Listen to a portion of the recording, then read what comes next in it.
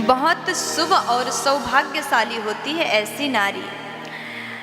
माताएं जरा ध्यान से सुनिएगा, कौन सी नारी घर के लिए शुभ और सौभाग्यशाली होती है। अगर नारी के पास में ये सब चीजें हैं तो घर के लिए अत्यंत शुभ मानी जाती है। नारी में वो कौन से गुण होना चाहिए, सबसे पहले नंबर में बताया गया, नारियों को सदैव लज्जाशील होना चाहिए। जो नारी लज्जाशील है, जिनके पास में लज्जा का आंचल है, ऐसी नारी सदैव सुख को प्राप्त करती है। ऐसी नारी परम सौभाग्यशाली होती है। अगर नारी के भीतर लज्जा है तो ऐसी नारी को तो देवता भी प्रणाम करते हैं।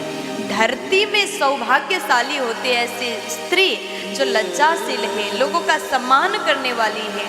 देखो, नारी के पास में अगर सबसे बड़ा हथियार अगर कुछ है तो उसकी वाणी। हम कथाओं में आप लोगों को बताते रहते हैं नारी को कैसे होना चाहिए। अगर नारी बोलने से पहले विचार करती, मुझे कहाँ कितना कैसे बोलना चाहिए, वाणी में मधुरता है, तो ऐसी सुंदर मधुर वाणी वाली नारी को लोग सम्मान देते हैं।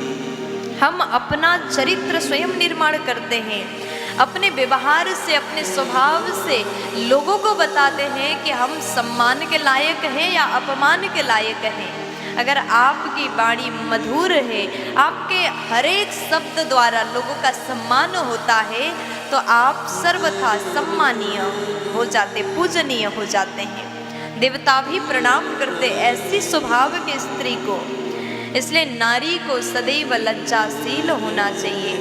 जो नारी निर्लज्ज होती है, सबका अपमान करती है और घर में बड़ों के होने के बाद भी पूरे बात को स्वयं संभालना, घर के भीतर को संभालना नारी का धर्म है, और घर के बाहर के चीज़ों को संभालना आपके घर में आपके पति है, आपके ससुर है, उनका जिम्मेवारी है।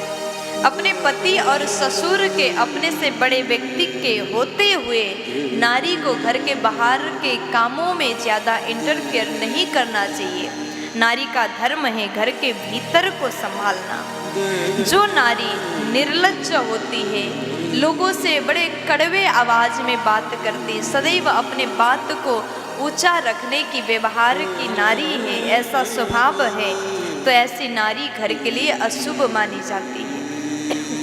और फिर कहा गया कि जो नारी अपने ससुराल की चुगली मायके में करती है, ऐसी नारी घर को बर्बाद कर देती है। देखो, कई बार माताएं क्या करती, जो भाभियां होती हैं, बहुएं जो होती हैं, आज हमारी सास ने ऐसा कह दिया, 2 मिनट पहले जो बात सास ने कहा, 5 मिनट में तो मायके में माँ को पता चलता है, मायके में भाभी को पता चलता है।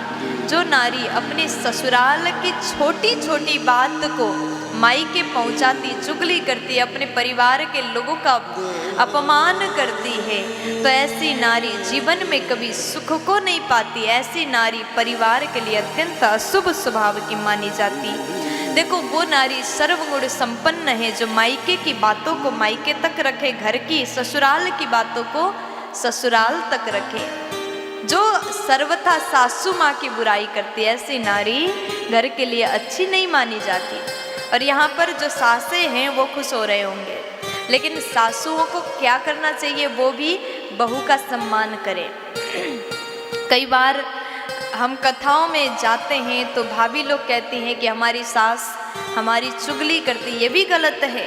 अगर सासों का आदत है आप 24 घंटे बहू की बुराई करते, चुगली करते हैं, तो आप भी गलत है, क्योंकि हमेशा बहू ही गलत नहीं होती और हमेशा सास ही गलत नहीं होती।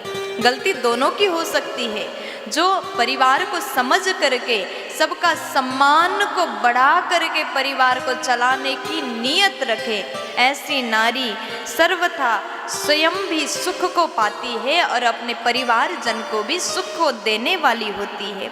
इसलिए नारी में ऐसे गुण हो जाए तो उस परिवार का जीवन धन्य हो जाएगा, जीवन सफल हो जाएगा। वही घर तो वास्तव में वैकुंठ है।